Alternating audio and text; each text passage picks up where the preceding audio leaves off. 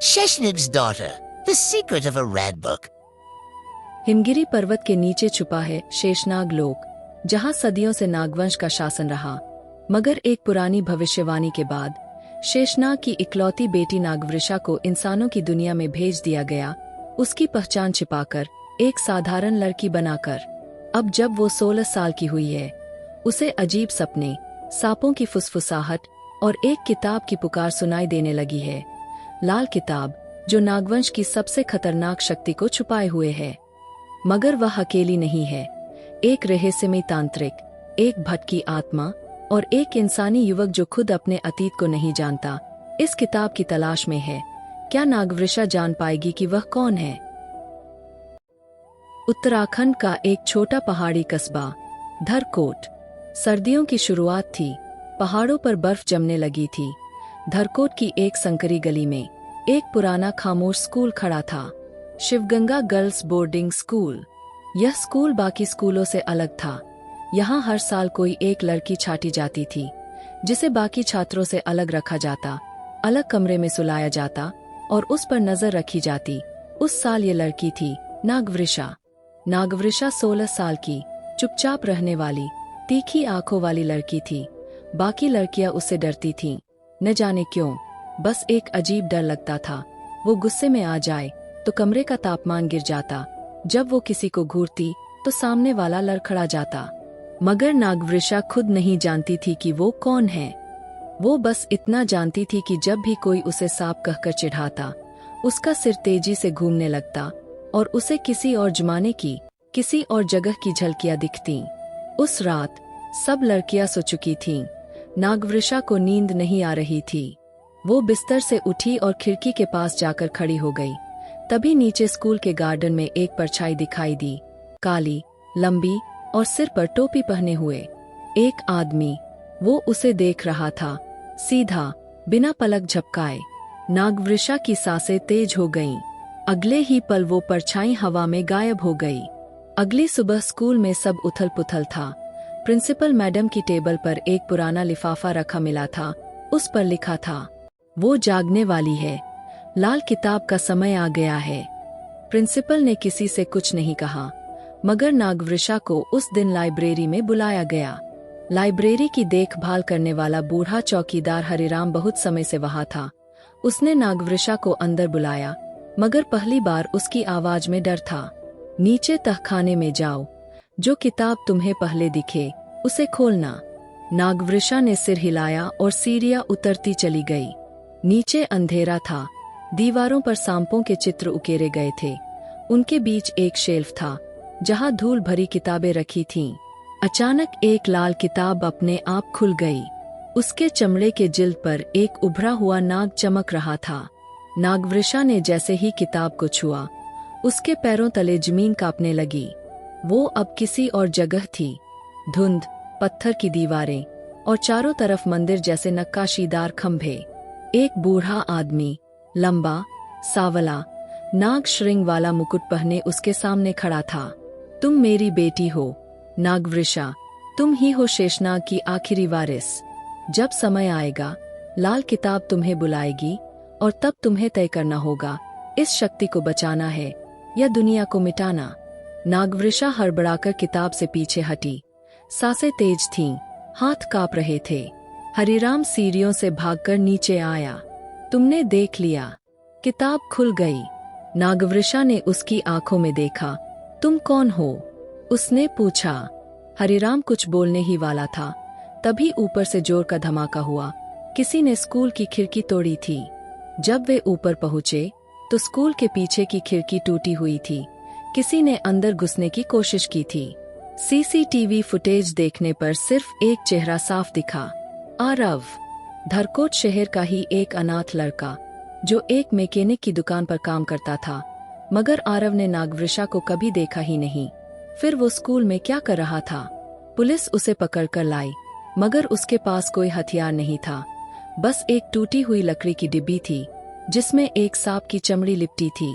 मुझे सपने में एक लड़की, लाल किताब और मंदिर, वो बार बार दिखते हैं। मैं तो बस सपने के पीछे आया था, आरव बोला। प्रिंसिपल ने उसकी बातों को बकवास कहा और पुलिस को सौंप दिया। मगर नागवृषा की आंखें चौकन्नी थीं। मैंने भी वही सपना देखा था, उसने धीरे से खुद से कहा। रात में नागवृषा फिर किताब के पास गई। किताब अब और भारी लग रही थी। उसने पन्ना पलटा। एक वाक्य उभरा, तांत्रिक जाग गया है, शक्ति की तलाश शुरू हो चुकी है। उसी वक्त स्कूल की एक और लड़की, मेघना, अचानक अपने कमरे से गायब हो गई। कमरे की दीवार पर सिर्फ एक चीज लिखी थी, लड़की नहीं, नागिन चाहिए। नागवृषा अपने कमरे में अकेली थी। दरवाजा लॉक था, मगर एक फुसफुसाहट जैसी आवाज सुनाई दी, तुम्हारी असली परीक्षा शुरू हो गई है, नागवृषा। वो पलटी और देखा, उसकी आंखों की पुतलियां गोल नहीं रहीं, वो लंबी और नाग जैसी हो चुकी थीं। पहली बार उसे खुद से डर लगा। पिछली रात जो हुआ, वो नागवृषा किसी को नहीं बता सकी। सुबह उसकी आंखें ठीक हो गई थीं, मगर दिल में डर बैठ गया था। अगर वो सच में नागिन है, तो अब तक उसे क्यों नहीं बताया गया? और वो कौन है जो उसे तलाश रहा है? एक तांत्रिक। मेघना के गायब होने के बाद स्कूल में डर फैल गया था। प्रिंसिपल ने किसी से बात करने पर पाबंदी लगा दी।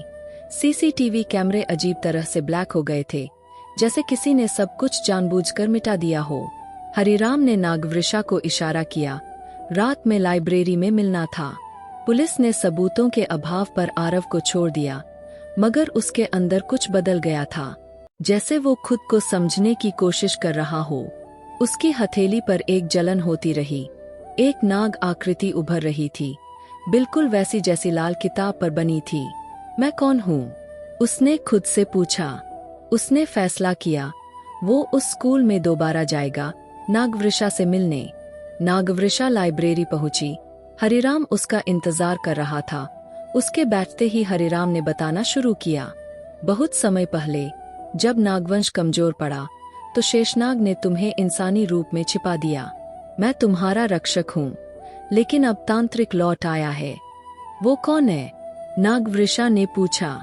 वीरभद्र, एक तांत्रिक जो नागमणि को पाना चाहता था, मगर नागों ने उसे श्रापित कर दिया। अब वो लाल किताब की मदद से सब कुछ फिर से पाना चाहता है। तो मैं क्या करूं? नागवृषा ने कहा। हरिराम ने एक तांबे की अंगूठी निकाली। उसके अंदर सांप उकेरा हुआ था। इससे तुम अपनी असली शक्ति को धीरे धीरे समझोगी, लेकिन याद रखना, अगर तुमने इसका गलत इस्तेमाल किया तो इंसानी रूप नष्ट हो जाएगा। अचानक स्कूल की दीवारें कांपने लगीं। बाहर से एक शोर आया, जैसे किसी ने जमीन फाड़ दी हो। लड़कियां चिल्ला रही थीं। नागवृषा और हरिराम ऊपर भागे। बाहर 3 नकाबपोश लोग जादुई छड़ियों से स्कूल की सुरक्षा ढाल को तोड़ने की कोशिश कर रहे थे। हरिराम ने नागवृषा को पीछे हटाया। तुम तैयार नहीं हो अभी? मगर नागवृषा की आंखें फिर से बदल गईं, और इस बार उसने पीछे नहीं हटना चुना। उसने अंगूठी पहनी और उसके हाथ चमकने लगे। सांस तेज हुई और पैरों के नीचे की जमीन में दरार आई। उसके शरीर के चारों ओर हरे नीले प्रकाश की एक परत उभरी, और फिर एक सांप की परछाई उसके पीछे खड़ी हो गई, विशाल, शक्तिशाली। तीनों नकाबपोश डर के मारे पीछे हटे, मगर उनमें से एक ने कहा, वो जाग गई है, वीरभद्र को खबर दो।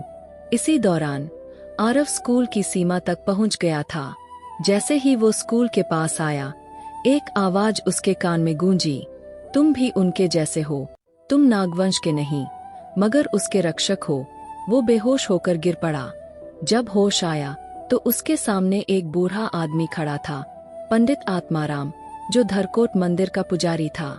तेरा खून आम नहीं है लड़के, तुझे नागों की रक्षा के लिए चुना गया है। हमले के बाद स्कूल में सुरक्षा बढ़ा दी गई, मगर नागवृषा के लिए सबसे बड़ा सवाल अब खुद से था। अगर मैं अपनी ताकत पर काबू नहीं रख सकी, तो मैं भी खतरा बन जाऊंगी। हरिराम ने उसे बताया कि लाल किताब अब और जल्दी खुलेगी, लेकिन हर बार जब वो किताब को छूती, उसके अंदर कुछ जलता। ये किताब तभी पूरी खुलेगी जब तुम तय करोगी कि किस तरफ हो, शक्ति के लिए या उसकी रक्षा के लिए। एक रात नागवृषा की नींद खुली। कमरे की जमीन की टाइल थोड़ी हिली हुई थी। उसने उसे हटाया। नीचे एक पत्थर की सुरंग थी, बेहद संकरी। वो नीचे उतरी। दीवारों पर फिर वही सांपों की आकृतियां थीं। सुरंग के अंत में एक पत्थर की मूर्ति थी, एक नागिन की, जिसके हाथ में वही लाल किताब थी। जैसे ही नागवृषा ने मूर्ति को छुआ, किताब चमकी और उसमें नया पन्ना खुला। जिसने तुम्हें बचाया था वही तुम्हारा सबसे बड़ा दुश्मन बनेगा। दूर एक झील के किनारे वीरभद्र मंत्र पढ़ रहा था। लाल किताब जाग गई है। नागवृषा को वक्त से पहले जगाना पड़ेगा ताकि वह खुद अपने वंश का विनाश करे। उसने 3 सांपों को हवा में छोड़ा जो सीधे स्कूल की दिशा में बढ़ चले। 3 रातें बीत चुकी थीं। स्कूल की दीवारों पर अब सुरक्षात्मक मंत्र लिख दिए गए थे। हर कोने पर गार्ड तैनात थे, मगर नागवृषा जानती थी जिससे उन्हें डर है वो अब आ ही रहा है। धरकोट के एक पुराने मंदिर के पीछे आत्माराम पंडित आरव को एक गुप्त गुफा में ले गए। दीवारों पर लिखा था, नागों का रक्षक, इंसानों की संतान। आत्माराम बोला, तू नागवंश का नहीं है, पर तेरा खून नागिन की रक्षा के लिए चुना गया है।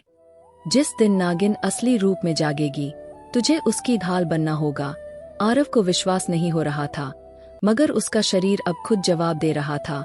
उसकी हथेली पर उभरे निशान चमकने लगे। स्कूल में नागवृषा ने जैसे ही लाल किताब को छुआ, उसमें शब्द उभरने लगे। रात के तीसरे पहर, जब 3 सांप जुड़ेंगे, एक युद्ध होगा जिसमें तू या तो सब कुछ खोएगी या पहली बार खुद को पाएगी। हरिराम ने ये पढ़कर सिर झुका लिया। वीरभद्र आ रहा है और वो सिर्फ तुझसे नहीं, उस किताब से भी बदला लेना चाहता है। 3 काले सांप स्कूल के मुख्य द्वार से टकराए। शक्तिशाली जादुई रक्षा कवच टूट गया। हरिराम ने कुछ मंत्र पढ़े, मगर वे बेअसर रहे। सांपों के पीछे अब खुद वीरभद्र प्रकट हुआ। लंबा, काला लबादा, आंखें सुर्ख लाल, हाथ में हड्डियों की छड़ी। नागवृषा, उसकी आवाज गूंजी, तेरे पिता ने मुझे श्राप दिया था, अब मैं तेरे जरिए मुक्त होऊंगा। नागवृषा ने जैसे ही अपनी अंगूठी को पहना, उसकी आंखें नाग सी चमकने लगीं। उसी पल लाल किताब अपने आप हवा में खुल गई और एक तेज रोशनी के साथ उसका पन्ना पलटा। मगर कुछ गलत हुआ। उसकी हथेलियां जलने लगीं। कमर से नीचे की त्वचा पर नाग के चमकते निशान उभरने लगे और फिर वे धीरे धीरे काले पड़ने लगे। ये क्या हो रहा है? वो चीखी। हरिराम दौड़ पड़ा। तू तैयार नहीं थी। किताब ने तुझे पूरा स्वीकार नहीं किया। जैसे ही वीरभद्र ने छड़ी उठाई, आरव वहां पहुंच गया। उसकी हथेली से एक सफेद चमक निकली, जैसे बिजली। उसने नागवृषा के आगे खड़े होकर वीरभद्र को रोका। मैं तुझे पास नहीं आने दूंगा, तू उसे छू भी नहीं सकता। वीरभद्र हंसा। एक इंसान मुझे क्या रोकेगा? मगर जैसे ही उसने वार किया, आरव ने छड़ी की दिशा में हाथ फैलाया और उसके हाथ से बिजली की एक धार निकली जो सीधे वीरभद्र की छड़ी से टकराई। छड़ी चटक गई। इस झटके ने नागवृषा को होश में ला दिया। उसने किताब को छुआ। इस बार किताब पूरी तरह खुल गई। एक वाक्य उभरा, तू नागों की रानी है, शक्ति तुझ में है, डर को त्याग, निर्णय कर। उसने आंखें बंद की। चारों ओर हरियाली की रोशनी फैल गई। उसके बाल हवा में लहराए और उसके पीछे एक विशाल शेषनाग की आकृति उभर आई। अब युद्ध शुरू हुआ। वीरभद्र ने अंधेरे से 2 और दैत्य बुलाए, मगर नागवृषा ने अपनी हथेली से एक नाग रश्मि निकाली और उन्हें राख कर दिया। उसकी गति अब सांप जैसी तेज हो गई थी। वीरभद्र को समझ आ गया, उसने जिसे कमजोर समझा था वो अब जाग चुकी थी।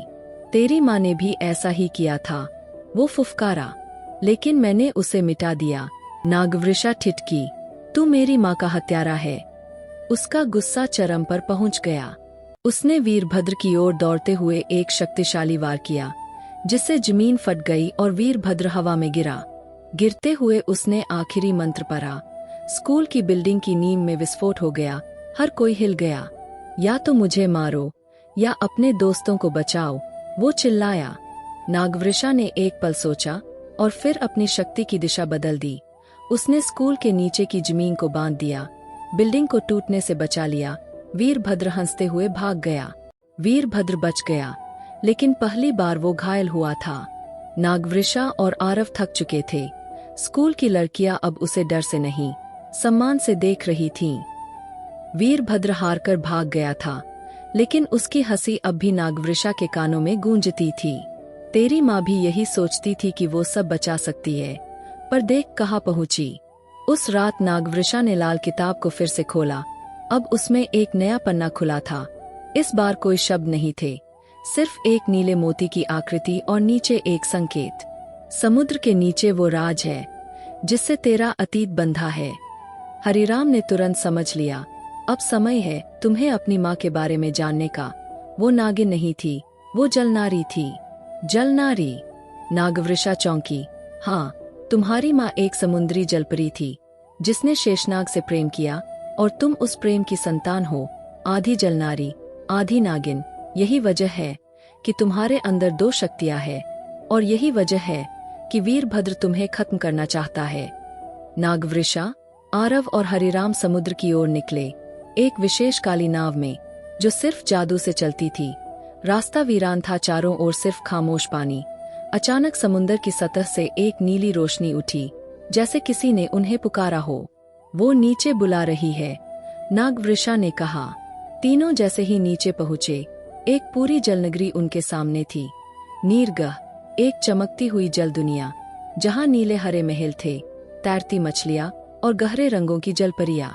एक विशाल जलमहल के दरवाजे पर एक जलपरी खड़ी थी, लंबी, चमकदार चांदी जैसे बाल और आंखों में दर्द। मैं हूँ इमराल्डा, तुम्हारी माँ की बहन। आप जानती हो मेरी माँ के बारे में? नागवृषा रो पड़ी। जानती हूँ, और अब वो जीवित नहीं है, इमराल्डा बोली। तुम्हारी माँ ने नागमणि को छुपाया था वीरभद्र से, इसी वजह से वो मारी गई। इमराल्डा ने उसे एक छोटा सा सीप खोल कर दिया। अंदर एक नीली रोशनी निकली और उसकी माँ की छवि प्रकट हुई। अगर ये देख रही हो मेरी बच्ची, तो याद रखना तुम सिर्फ शक्ति नहीं हो, तुम संतुलन हो।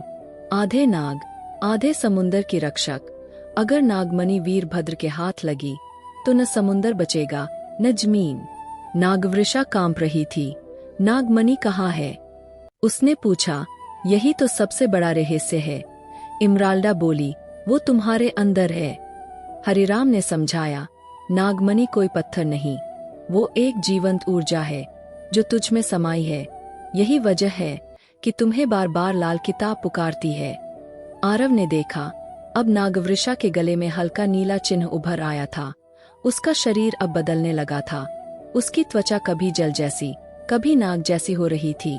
तू जल्दी ही पूरी तरह जागेगी, हरिराम बोला, और उस दिन वीरभद्र तुझे मिटाने की आखिरी कोशिश करेगा। ठीक उसी समय नीरगह नगरी के बाहर पानी में उथल पुथल हुई। 3 गहरे समुद्री राक्षस नीरगह पर हमला कर चुके थे।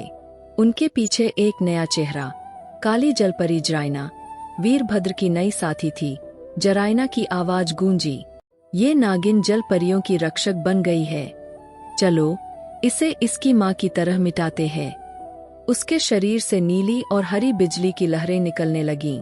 जराइना और नागवृषा की टक्कर हुई और पूरा समुद्र चमक उठा। आरव और हरिराम किनारे से मंत्र पढ़ रहे थे ताकि नागवृषा की ऊर्जा बेकाबू न हो जाए। जल परियां भी युद्ध में शामिल हो गईं। एक एक करके जराइना के साथी खत्म हो गए। अब सिर्फ 2 रक्षक बचे थे, नागवृषा और जराइना। अंत में नागवृषा ने अपनी दोनों शक्तियों को जोड़ा। उसकी आंखों से नीली किरणें निकलीं और जराइना सीप की तरह टूटकर बिखर गई। नीरगह बच गया, मगर वीरभद्र कहाँ है? सब कुछ शांत हुआ, मगर वीरभद्र कहीं नहीं था। इमराल्डा बोली, वो अब जंगल की तरफ गया है, नागमणि को खींचने के लिए एक जादुई मंदिर में, और अगर उसने मणि को बाहर खींच लिया तो तू मर जाएगी। हरिराम, आरव और नागवृषा पहुंचे उस गुफा जैसे मंदिर के पास जो जमीन के अंदर छिपा था। दीवारों पर नागों की मूर्तियां थीं, जिनकी आंखों में लहू बह रहा था। ये वही जगह है जहां वीरभद्र ने तेरी माँ को फंसाया था, हरिराम बोला। नागवृषा की आंखों में गुस्सा भर आया। अब वही इस मंदिर में मरेगा। ये है नाग परीक्षा। यहाँ केवल वही बचेगा जो खुद पर और अपने अतीत पर यकीन रखे, हरिराम बोला। नागवृषा अकेली आगे बढ़ी। एक काले कुंड के सामने उसकी माँ की छवि प्रकट हुई, मगर इस बार वो जिंदा नहीं थी। वो एक आत्मा थी। बिटिया, तुझ में वो शक्ति है जो मुझ में कभी नहीं थी, मगर उसे सही कारण के लिए इस्तेमाल कर। नागवृषा रो पड़ी। माँ, क्या मैं वही कर रही हूँ? हाँ, आत्मा बोली, मगर तेरा सबसे बड़ा इम्तिहान अभी बाकी है। वीरभद्र। गुफा के अंतिम चैम्बर में वीरभद्र खड़ा था। अब उसके शरीर पर कवच था, आंखें चमक रही थीं, और उसकी छड़ी की जगह काले नाग का भाला था। तू आ ही गई, वो हंसा, तुझ में नागमणि है, और अब मैं उसे निकालकर अमर बनूंगा। नागवृषा ने कहा, अगर तू सोचता है कि मैं हार मानूंगी, तो तू अब भी मुझे नहीं समझा। वीरभद्र ने नाग भाले से जमीन पर वार किया, गुफा हिलने लगी, और चारों ओर से काले नाग निकले। नागवृषा के शरीर से नीली और हरी ऊर्जा निकली, बाल लहराने लगे, और उसके पीछे फिर से शेषनाग की छाया दिखाई दी। जैसे ही वीरभद्र ने नागवृषा पर वार किया, उसके गले से नीली रोशनी फूटी। नागमणि जाग चुकी थी, वो हवा में उठी, और फिर एक तेज विस्फोट हुआ। वीरभद्र हवा में फेंका गया, और उसकी छड़ी चूर चूर हो गई।